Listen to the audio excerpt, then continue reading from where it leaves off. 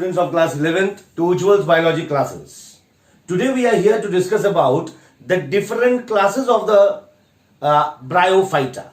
So Bryophyta, as we will be studying in the NCERT, we will be coming across two terms, that are the two classes or the two divisions by which Bryophyta is being divided, that is liverworts and your mosses. But over here, if we take the example of NEET-like exams and aims, then we have to study a little further, in which we will be coming to know that if we discuss about bryophytes, then Bryophyta will be divided into three classes. First one is the liverworts. Then we will be coming across the hornworts. This is not included in your NCERT. And afterward, the mosses. Clear? Now, scientifically हम लोग लिवरवर्ट्स को जो technical biological term देते हैं वो हमें देखना पड़ेगा. लिवरवर्ट्स को हमें याद रखना पड़ेगा. इसको हम लोग देते हैं हेपेटिकॉप्सिडा. क्या नाम देते हैं? हेपेटिकॉप्सिडा फॉर द लिवरवर्ट्स. हॉर्नवर्ट्स को हम लोग देते हैं एंथोसेरॉप्सिडा.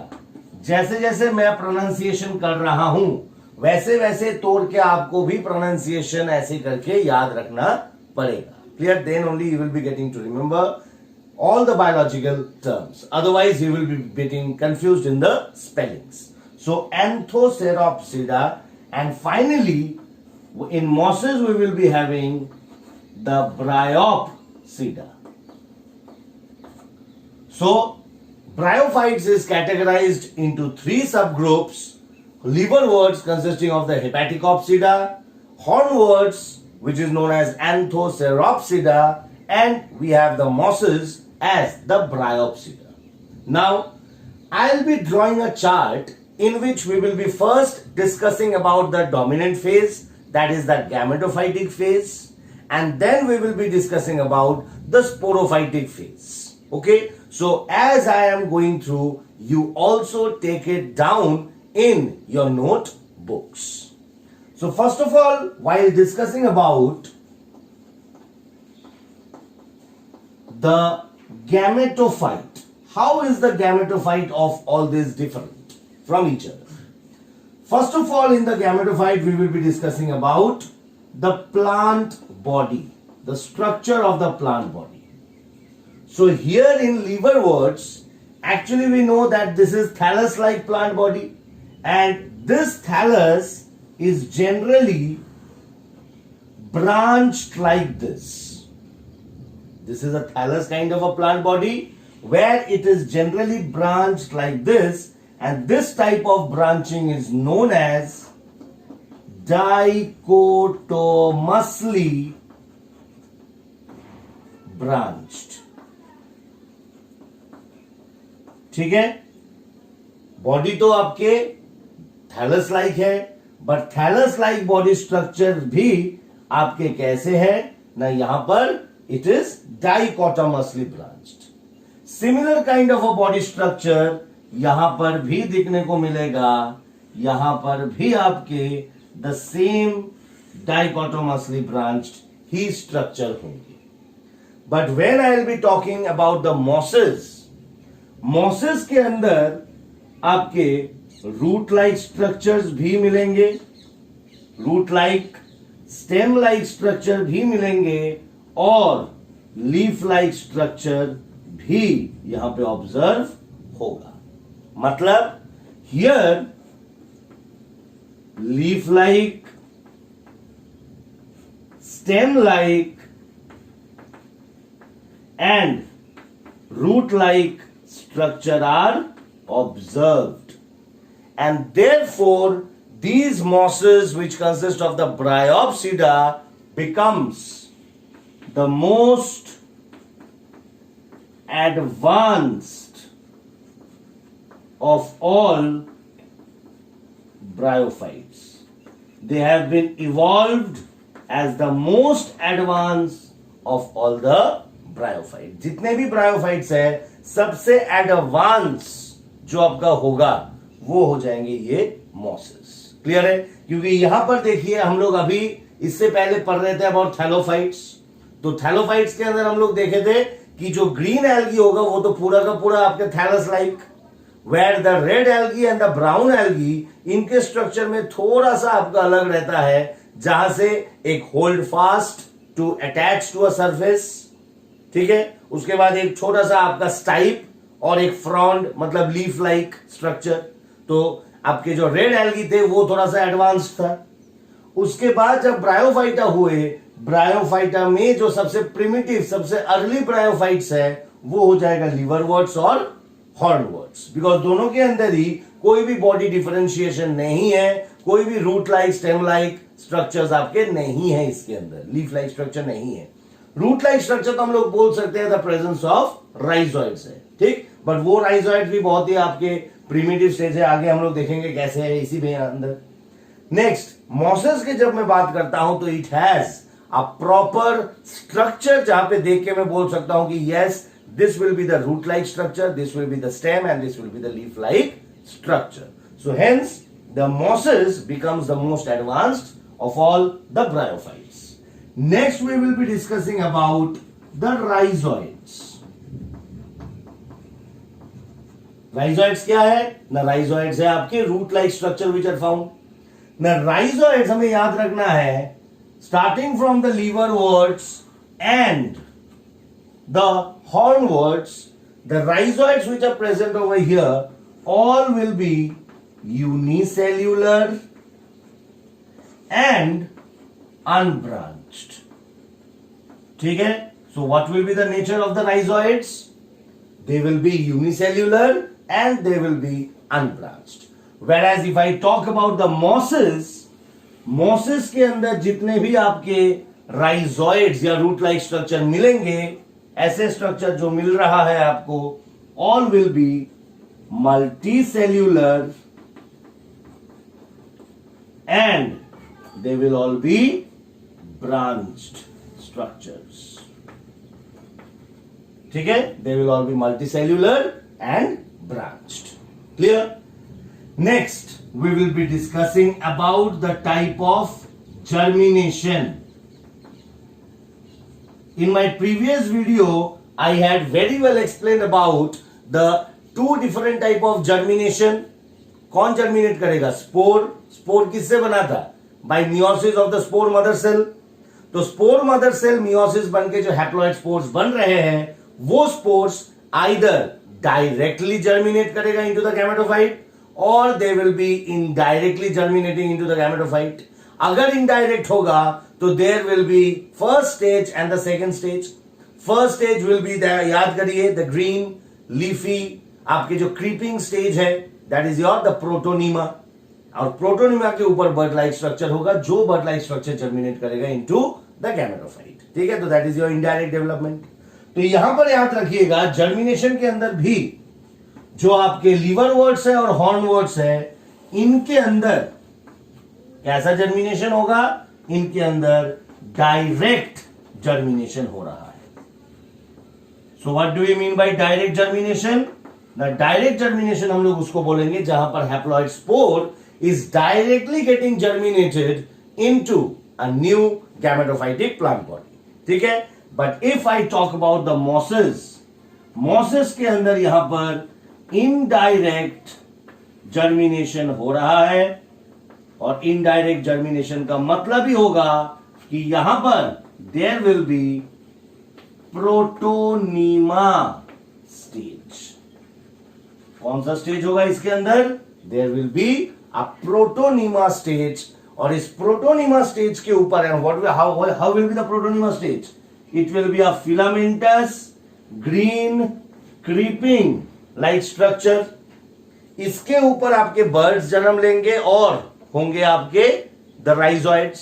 ठीक, और यही बर्ड आपके again it will be germinating into a new gametophytic plant body. ठीक है, तो चलिए before discussing about the sporophyte this is all about the gametophyte which you need to remember. तो फर्स्ट ऑफ ऑल ब्रायोफाइट को हम लोग 3 अलग अलग ग्रुप्स में डिवाइड कर रहे हैं, the liverworts, the hornworts and the mosses. ये आपके नाम अच्छी तरह जानना पड़ेगा.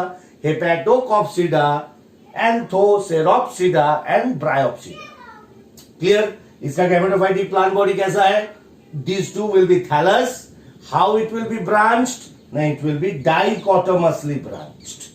Clear? ये जो आपके ब्रांचेस हो रहे हैं यहां पर, ये हम लोग बोलते हैं dichotomously branched. And here we will be getting, this is the most advanced आपका जो ब्रायोफाइट है, because it has the root-like, stem-like and leaf-like structures. Talking about the rhizoids, here it will be unicellular and unbranched, whereas in the mosses it will be multicellular and branched. And finally, the type of germination, here it will be direct germination where the haploid spore will be directly germinating into the gametophytic plant body, whereas अगर मैं mosses की बात करूं, इसके अंदर होगा आपका एक प्रोटोनीमा स्टेज, और ये प्रोटोनीमा स्टेज में आपके बर्ड्स होंगे which will be germinating into the new plant body. So here it will be indirect germination. कोई दिक्कत यहां तक? क्लियर. अगर ये हो गया तो अब हम लोग बात करेंगे about the sporophytic plant body. Sporophyte के अंदर कैसे कैसे करके इनके डिफरेंसेस है वो देखते हैं हम लोग आगे. चलिए, now we will be discussing about the sporophyte. How will be, what will be the difference in the sporophyte of the this sub groups of the division bryophyte. First of all, in sporophyte we will be having again the plant body of the sporophyte. How will the plant body or the structure of the sporophyte look like? If I talk about Hepatocopsida, then there will be a capsule-like structure, there will be a stalk-like structure, and there will be a foot-like structure. FSC, which we have to remember. So here the structure will be consisting of the foot, seta and capsule. Okay, and these structures will be present on the gametophytic plant body. So here there will be the gametophytic plant body in which the sporophyte will be occurring. By the foot we can say कि इससे आपका वो attach होकर रहता है gametophytic plant body में. ठीक है, ये एक फिलामेंट लाइक स्ट्रक्चर जो उसको एरियल ऊपर बना देता है, दैट इज द सीटा, एंड द स्पोर्स वगैरह जो भी होगा वो कैप्सूल के अंदर होता है. So capsule, seta and foot is found in the liverworts. Hornworts के हम लोग थोड़ा सा देखना है. इसके अंदर कैप्सूल होगा और ये स्टाइप होंगे. There will be no foot like structure in the hornworts, और वो इसी स्ट्रक्चर में ही आपके जो डाइकोटोमसली ब्रांच गैमेटोफाइट है उसके साथ वो अटैच होकर रहेगा. सो यहां पर सिर्फ और सिर्फ seta and we will be having capsule. कोई दिक्कत? क्लियर है? There will be no foot like structure. If we talk about the mosses which is the most advanced, यहां पर सबसे पहले तो हमें गैमेटोफाइट स्ट्रक्चर ड्रॉ करना पड़ेगा, because gametophyte is well developed over here. तो ये जो लीफ लाइक स्ट्रक्चर है यहां तक आपका हो गया गैमेटोफाइट. अब जो ये फूड सीटा कैप्सूल होगा ये यहां से अराइज करेगा और ऐसा कुछ स्ट्रक्चर ये बना देगा. So this will be your food which will attach the sporophyte onto the gametophytic plant body. Then it will be the seta, and finally we will be having the capsule. Clear? और ये जो है this will be your the gametophytic plant body. कोई दिक्कत समझने में? gametophytic plant body. ठीक? तो this was all about the structure of the sporophyte. Now, if we talk about the nature of the sporophyte, we know that these sporophyte are no free living structures. तो इसका सबसे पहला nature जो होगा, they will have to be depend on the gametophyte. ये free living structure नहीं है, कि इससे अलग होके आपका एक स्ट्रक्चर बन गया और वो स्ट्रक्चर अपने आप सब कुछ कर सकता है? नहीं, ऐसा नहीं है। सो ये जो स्पोरोफाइट स्ट्रक्चर है, it has to be attached to the gametophyte और ये गैमेटोफाइट के ऊपर डिपेंड होगा। अब सवाल ये आता है कि क्या वो कंप्लीटली डिपेंड होगा या पार्शियली डिपेंडेंस होंगे।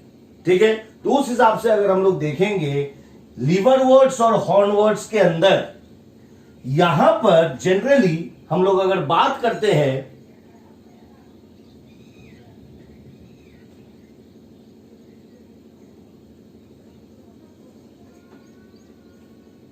तो यहां पर हम लोग देखेंगे कि ये जो लीवरवर्ट्स है, लीवरवर्ट्स के अंदर आपका जो डिपेंडेंसी होगा, दैट इज जो स्पोरोफाइट होगा, द स्पोरोफाइट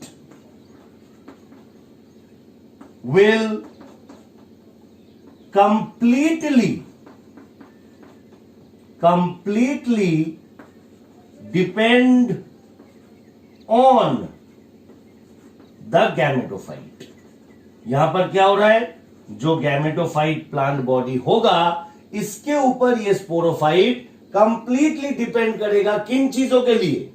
दो चीजों के लिए डिपेंड करेगा, एक तो वाटर के लिए और दूसरा for nutrition in the form of food. Clear है? हम लोग बोल सकते हैं कि this sporophyte over in the liverworts, they are achlorophyllous, they do not possess chlorophyll and therefore they cannot manufacture their own food. So for the food they need to have a dependency on the gametophytic plant body।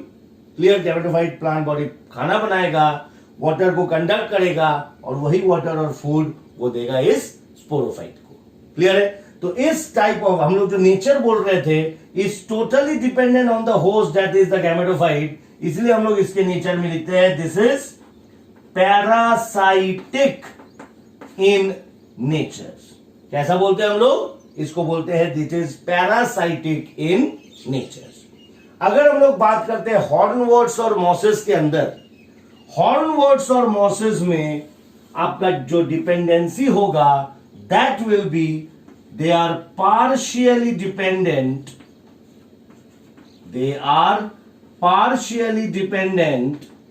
on the gametophytic plant body। जो gametophytic plant body है उसके ऊपर partially dependence होगा। क्यों partially dependence होगा? क्योंकि इसके जो कैप्सूल है, this capsule can undergo photosynthesis due to the presence of chlorophyll। खाना तो ये बना लेगा, बट क्या इस स्ट्रक्चर के कुछ अलग से आपका वाटर एब्सॉर्बिंग ऑर्गन है? तो वाटर के लिए इसको हमेशा इस गैमेटोफाइट के ऊपर डिपेंड होकर रहना पड़ेगा। जब तक गैमेटोफाइट इसको पानी नहीं देगा तब तक ये कैप्सूल के अंदर क्लोरोफिल रहते हुए भी वो खाना नहीं बना पा रहा है। So they will be partially dependent on the gametophytic plant body. Why? For water. So water will be provided by the gametophytic plant body to the sporophyte। ठीक है, तो इसी को ही हम लोग नाम देंगे, it is semi parasitic in nature. कोई दिक्कत समझ में आया? तो यहां पर हमें फूड सीटा कैप्सूल, यहां पे सिर्फ कैप्सूल और सीटा, और यहां पर भी फूड सीटा कैप्सूल आपके दिखाई दे रहा है स्ट्रक्चर के अंदर। नेचर के अंदर इसको हम लोग बोल सकते हैं पैरासाइटिक। क्यों? टोटल डिपेंड हो रहा है। The sporophyte is totally dependent on the gametophyte for water and for nutrition. यहां पर it is partially dependent. Why? Because the sporophyte has chlorophyll, so it prepares its own food, but for the process of photosynthesis water is the requirement. और water sporophyte के पास ऐसा कोई water organism नहीं है जो वो वाटर को खींच सके, तो उसके लिए वो उसको वाटर कौन देगा? गैमेटोफाइट प्लांट बॉडी उसको वाटर देगा। क्लियर है? तो जिसको हम लोग बोलते हैं सेमी पैरासाइटिक और partially dependent nature of the sporophyte. कोई दिक्कत? इसके बाद हम लोग बात करेंगे अबाउट जो एम्ब्रायो था।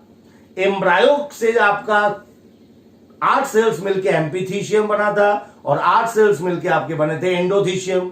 सो एम्फीथीशियम इनके अंदर क्या बनाता है और एंडोथीशियम इनके अंदर क्या बनाता है, तो लेट्स सी। अब हम लोग चलते हैं स्पोरोफाइट के जो एम्ब्रायो थे उसके बारे में बात करने के लिए। We know that the embryo जब आपके 16 सेल स्टेज में आ जाते हैं तो वहां पर आपके डिफरेंशिएशन होता है और 8 सेल्स बन जाता है आपका एम्फीथीशियम। ठीक, सो एक तो 8 सेल्स ऑफ द एम्ब्रायो बना देगा एम्फीथीशियम, और जो दूसरे 8 सेल्स थे वो बना देगा एंडोथीशियम।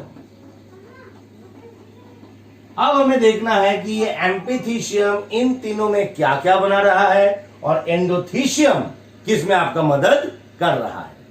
अगर एम्फीथीशियम जानते हैं हम लोग तो नॉर्मली एम्फीथीशियम क्या करेगा ना, it will be making the wall of the sporophyte. So liverworts के अंदर ये आपका करता है the wall of the sporophyte. Clear.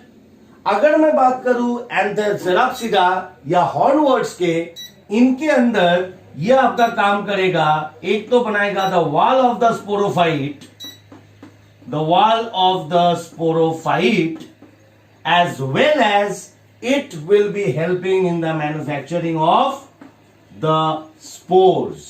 ये हमें अच्छी तरह याद रखना है, यहां पर आपके थोड़ा सा अलग है। ठीक है, तो यहां पर सिर्फ वॉल ऑफ द स्पोरोफाइट, यहां पर वॉल ऑफ द स्पोरोफाइट के साथ साथ स्पोर्स भी बना रहा है। और वही चीज अगर मैं मोसिस की बात करूं तो यहां पर भी it is making only the wall of the sporophyte. समझ में आया? यहां पर भी सिर्फ वॉल ऑफ द स्पोरोफाइट ही बना रहा है।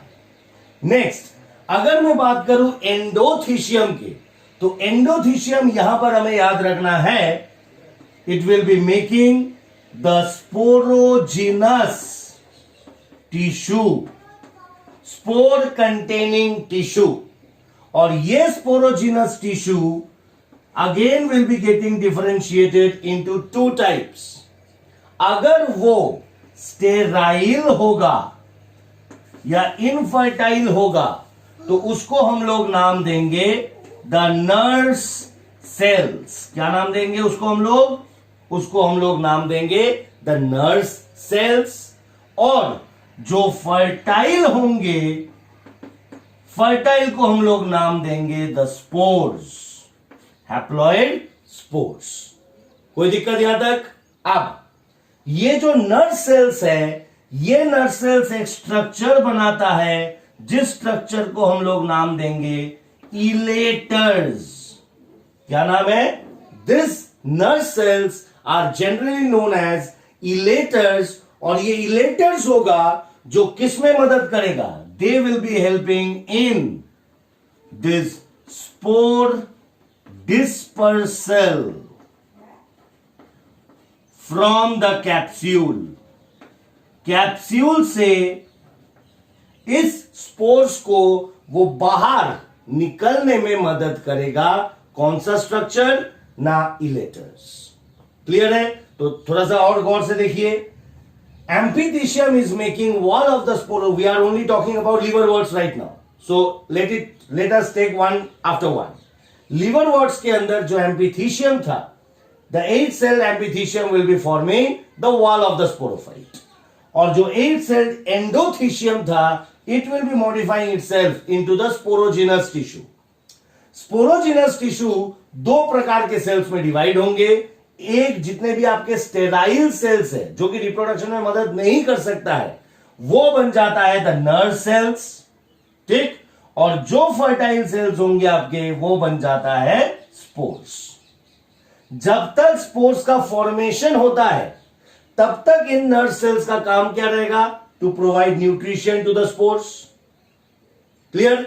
जब तक स्पोर्स फॉर्मेशन हो रहा है इनसाइड द कैप्सूल, अच्छी तरह सुनिए, तब तक ये जो नर्व सेल्स है इसका काम क्या रहेगा? इसीलिए नर्स हेल्प कर रहा है। ठीक, सो इसको प्रोटेक्ट करेगा, इसको न्यूट्रिशन प्रोवाइड करेगा जब तक ये स्पोर फॉर्मेशन हो रहा है। एक बार पूरा अच्छी तरह स्पोर फॉर्मेशन हो गया, स्पोर्स बन गए पूरे, अब उस स्पोर्स को क्या करना है? उसको बाहर निकालना है। तो then this nerve cells are modified और तब जो स्ट्रक्चर बनता है उस स्ट्रक्चर को हम लोग नाम देते हैं इलेटर्स। यहां से काफी सारे क्वेश्चन पूछे गए हैं, ठीक है। तो इलेटर्स आपका ऐसे स्ट्रक्चर है जो किससे बना, नर्व सेल से बना। नर्व कहां से, from the sporogenous tissue of the endothecium. और ये इलेटर्स का काम क्या होगा, they will be helping to disperse the spore outside the capsule. और वो स्पोर्स जब आपका कहीं पर फेवरेबल कंडीशन में मिट्टी के ऊपर गिरेगा तो it will be directly germinating into a new gametophytic plant body. कोई दिक्कत समझ में आया। ऐसे ही अगर मैं बात करता हूं कि एंडोथीशियम आपके हॉर्नवर्ड्स के अंदर सिर्फ और सिर्फ बना रहा है इलेटर्स।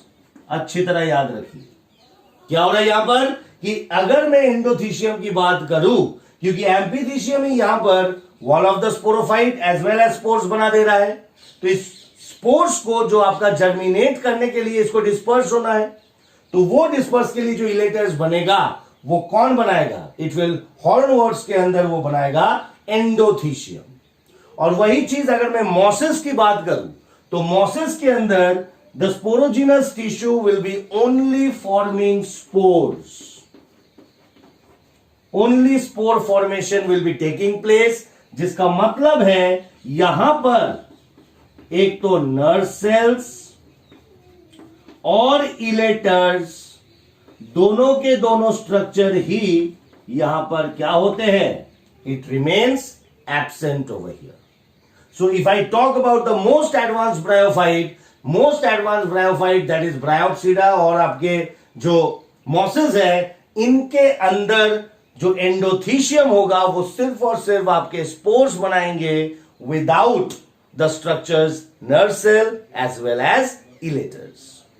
अगर इलेटर्स भी नहीं होगा यहां पर तो आप मुझे क्वेश्चन पूछ सकते हो कि फिर ये स्पोर्स बाहर कैसे निकलेगा ना। उस डिस्पर्शन ऑफ द स्पोर्स के लिए the capsule will be having a special structure, जिस स्ट्रक्चर को हम लोग नाम देंगे peristome. So this peristome will be the structure which will be helping in spore dispersal. कोई दिक्कत? It will be the peristome which will be helping in the spore dispersal. अभी इसके बारे में भी हमें डिस्कस थोड़ा सा करना है, क्लियर है। तो क्या होगा आपका, देखिए तुरंत एम्फीथीशियम क्या बना रहा है, वॉल ऑफ द स्पोरोफाइट आपके लीवर वर्ड्स के अंदर, हॉर्नवर्ड्स के अंदर wall of the sporophyte as well as spores, और मॉसिस के अंदर सिर्फ वॉल ऑफ द स्पोरोफाइट। अगर मैं एंडोथीशियम की बात करूं तो यहां पर लीवर वर्ड्स के अंदर बहुत ज्यादा आपका चीजें हैं जो याद रखना है। स्पोरोजिनस टिश्यू बन रहा है जो डिफरेंशिएट होगा फर्टाइल और इनफर्टाइल टिश्यू में। जो फर्टाइल है वो बन गया स्पोर्स, जो इनफर्टाइल है वो बन गया नर्व सेल्स। जब तक स्पोर्स फॉर्मेशन हो रहा है कैप्सूल के अंदर तब तक ये नर्व सेल्स इसको आपका प्रोवाइड करेगा न्यूट्रिशन। एक बार ये स्पोर्स बन गया, कंप्लीट हो गया, मैच्योर हो गया टू गेट रिलीज आउट, तब ये नर्व सेल्स आपका बन जाएगा elaters and they will be helping in the dispersal of the spores. Over here in the hornworts, since the spores are being manufactured by the amphithecium itself, therefore यहां पर सिर्फ और सिर्फ एंडोथीशियम बनाएगा इलेटर्स, clear. और अगर मैं बात करता हूं मॉसिस के अंदर तो यहां पर सिर्फ और सिर्फ एंडोथीशियम बनाएगा haploid spores without the formation of nerve cells and elaters. That mean we can say कि यहां पर आपके both the nerve cells and the elaters will remain absent. तो यहां पर आपके इसी स्पोर्स को बाहर जर्मिनेट या बाहर डिस्पर्स होने के लिए कुछ स्पेशल स्ट्रक्चर्स होते हैं स्पोरोफाइट कैप्सूल के अंदर, एंड इसी को हम लोग नाम देते हैं द पेरिस्टोम। सो पेरिस्टोम के बारे में हम लोग आगे देखेंगे। तुरंत एक बार देख लेते हैं कि लीवर वर्ड्स के अंदर क्या क्या आपके एग्जाम्पल्स हो सकते हैं। लीवर वर्ड्स के अंदर हमें याद रखना है, चलिए अगर मैं इसको मिटा दूं तो सिर्फ और सिर्फ एग्जाम्पल्स की बात कर लेते हैं एक बार। एग्जाम्पल्स में हमें याद रखना है लीवर वर्ड्स के अंदर एक तो हो गया रिक्सिया, एक हो गया मर्चेंसिया भी बोल सकते हो, मर्चेंटिया भी बोल सकते हो, जनरली मर्चेंसिया बोलते हैं हम लोग। तो Riccia and Marchantia, these are the two type of liverworts, ठीक। अगर मैं हॉर्न वर्ड्स की बात करूं तो यहां पर आपका बेस्ट एग्जांपल हो जाएगा एंथोसेरोस। ठीक, और एंथोसेरोस के ऊपर मैं 2-3 चीजें बोलूंगा। एंथोसेरोस जो है वो ऑब्वियसली उसका स्ट्रक्चर कैसा होगा, डाइकोटोमसली ब्रांच्ड। ठीक, स्ट्रक्चर ऑफ द गैमेटोफाइटिक में हम लोग डिस्कस किए थे। इसके ऊपर यहां पर आपके कुछ दूसरे टाइप ऑफ ऑर्गेनिज्म नजर आएंगे, दैट इज, बताइए क्या है, द बीजीए और द ब्लू ग्रीन एल्गी। और कौन से ब्लू ग्रीन एल्गी यहां पे आपके रहेगा ना, नोस्टॉक।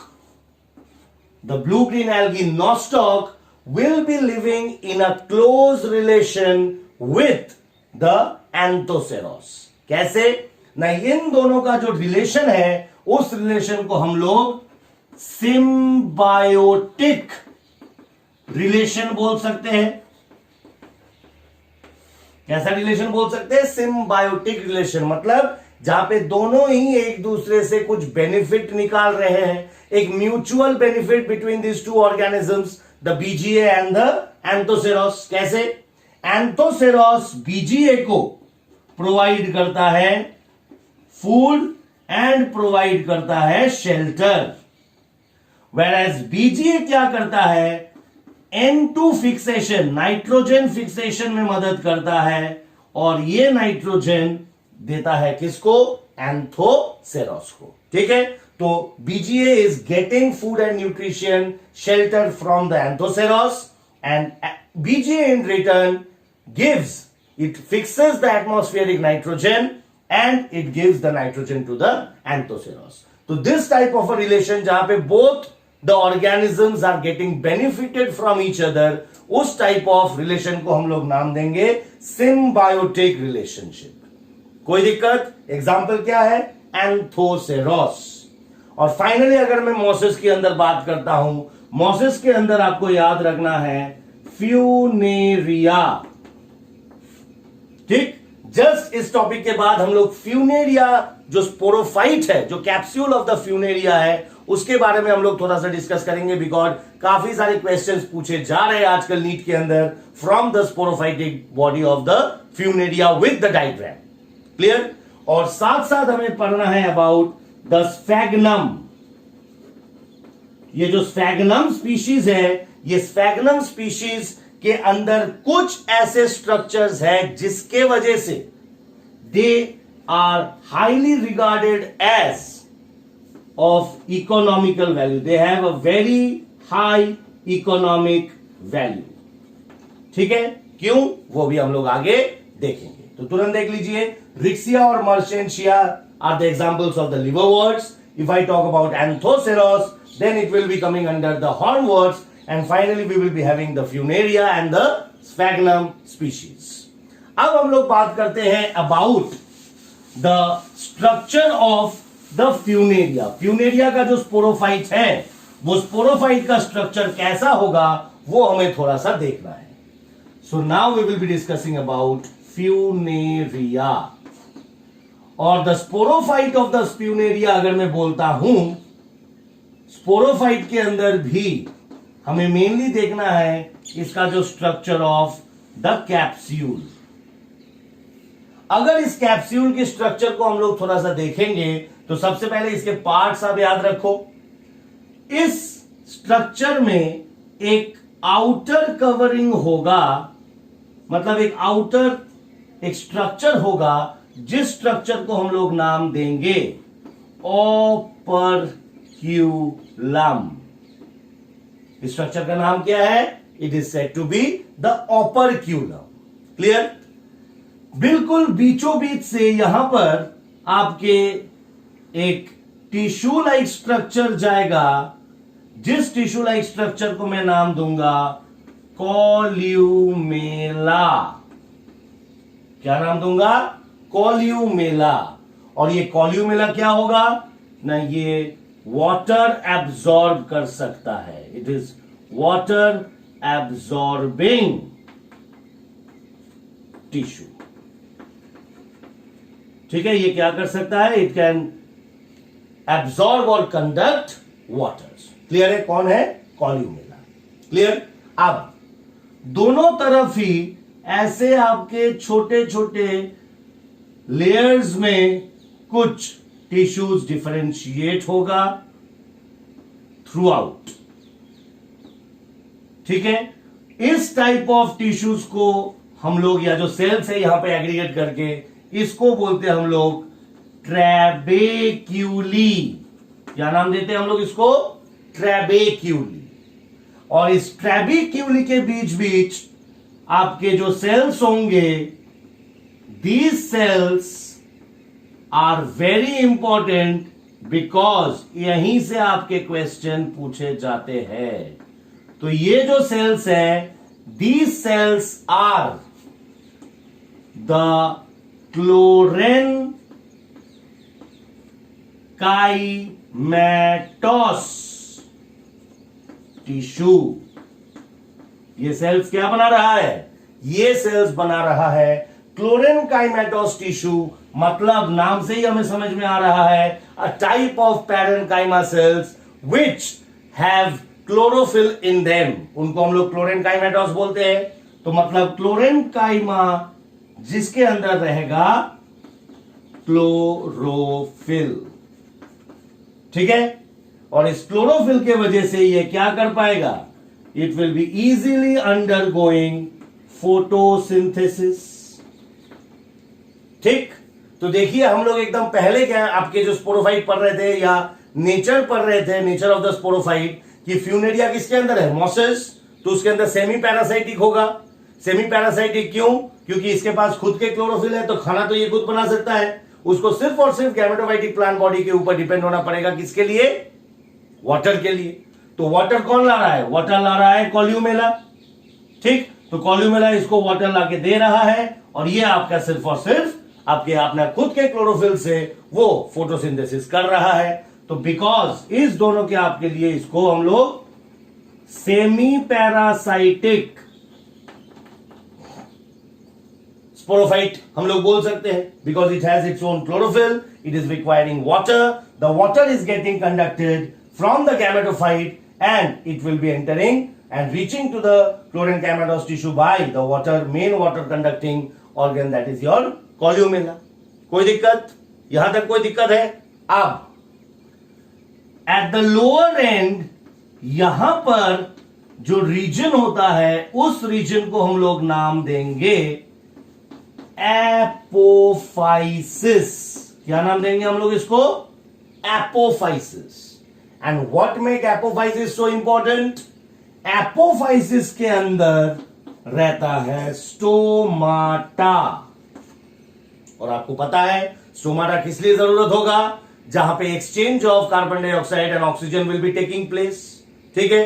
क्योंकि यहां पर फोटोसिंथेसिस के लिए उसको पानी तो जरूरत है, तो पानी तो मिल गया। क्लोरोफिल है तो वो सनलाइट को एब्जॉर्ब कर लिया। बाकी चाहिए होगा उसको कार्बन डाइऑक्साइड। तो वो कार्बन डाइऑक्साइड कहां से आएगा? Through the pores in the apophysis, और उस पोर्स को हम लोग नाम देंगे स्टोमाटा। क्लियर है? तो इस छोटे से आपका जो स्ट्रक्चर है, इस स्ट्रक्चर को आप बहुत अच्छी तरह याद रखिए, और इसके सारे पार्ट्स को भी आपको याद रखना है। इसी से आपके क्वेश्चन भी बहुत सारे सवाल आप सॉल्व कर पाओगे इन योर नीट। कोई दिक्कत? कोई दिक्कत यहां तक?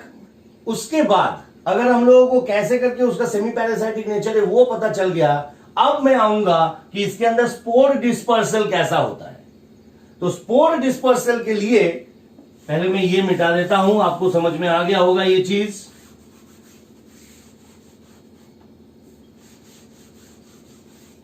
Okay, so now all the spores will be developed over here.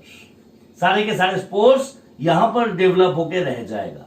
जब ये पूरा का पूरा कैप्सूल सूख गया होगा, तब ये सारे स्पोर्स मैच्योर हो गए हैं। तो सबसे पहले जो आपका होता है कि ये जो ओपर्क्यूलम है, ये ओपर्क्यूलम का स्ट्रक्चर बाहर निकल के आ जाता है।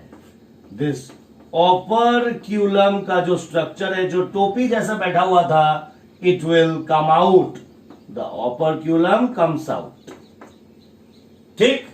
ओपर्क्यूलम अगर कम आउट हो जाएगा तो यहां पर आपका एक स्ट्रक्चर नजर आएगा हमें in the form of inner cell या inner layer and outer layer. अगर मैं इसको काट दूं तो ऐसे आपका एक स्ट्रक्चर नजर आएगा, इनर एंड आउटर्स, ठीक है। और this like structure will be consisting of teeth. क्या होगा ना, ये आपके जैसे दांतों का एक स्ट्रक्चर ढका हुआ रहेगा। सपोज करो ये आपके दिस पोर्शन है, क्लियर, एक इनर लेयर है और एक आउटर लेयर है, ठीक। तो इन दोनों लेयर्स को मिला के आपका जो स्ट्रक्चर बनता है, उस स्ट्रक्चर को हम लोग नाम देते हैं peristome. Total number of teeth, teeth क्यों बोल रहे हैं, क्योंकि इसके अंदर स्पाइक्स लाइक आपके स्ट्रक्चर्स होते हैं। तो ऐसे करके टोटल नंबर ऑफ टीथ जो होगा दैट विल बी 32 टोटल। ये 32 दो एक आउटर लेयर और इनर लेयर में 16 करके टीथ में डिवाइड हो जाएगा, 16 forming the outer layer and 16 forming the inner layer, ठीक, क्लियर। और ये एक ऐसा स्ट्रक्चर बिल्कुल बंद होकर रहेगा। जब आपका यही स्पोर्स को निकलना होगा तब आपके यही जो इलेटर्स है आपका, सॉरी, जो ये पेरिस्टोम है 32 टीथ, ये ओपन अप होगा and then the spores will be releasing out. कोई दिक्कत नहीं यहां तक। So we have talked about the spores dispersal. Spores dispersal के लिए यहां पर एक पर्टिकुलर स्ट्रक्चर होगा जिसको हम लोग नाम देंगे peristome, which will be containing 32 total teeth which are arranged in 2 layers, 16 inner and 16 outer। तो 16 inner वाले layers और 16 out वाले layers जब खुलेंगे एक साथ, तब वो जो आपके जितने भी spores है, it will be all releasing outside the capsule। कोई दिक्कत यहां तक, कोई दिक्कत। अब लास्ट हम लोग बात करेंगे अबाउट द स्फैग्नम। स्फैग्नम को बहुत ही एक कमर्शियल यूज या इकोनॉमिक वैल्यू इसके बहुत ज्यादा है।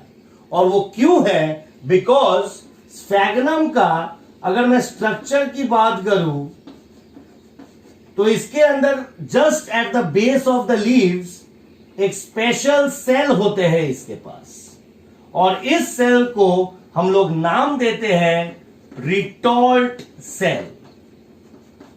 क्या नाम देते हैं इसको हम लोग, इसको नाम देते हैं रिटॉर्ट सेल। और ये retort cell it has a very good water holding capacity. ये पानी को इकट्ठा करके बहुत देर तक अपने पास रख सकता है, ठीक है। सो रिटॉर्ट सेल्स कहां पे है, इन स्फैग्नम स्पीशीज, ठीक है। Where it is present in the sphagnum, at the base of the leaves, and it has a very water holding capacity. अब इसके यूसेज क्या है ना, अगर यही आपका रिटॉर्ट सेल या जो प्लांट है अगर ये ग्रीन इन कलर होगा, दैट मीन्स ये retort cell is in living condition where it can absorb a lot of water. तो इस ग्रीन स्फैग्नम को हम लोग एज अ पैकेजिंग मटेरियल इस्तेमाल कर सकते हैं ड्यूरिंग द ट्रांसपोर्टेशन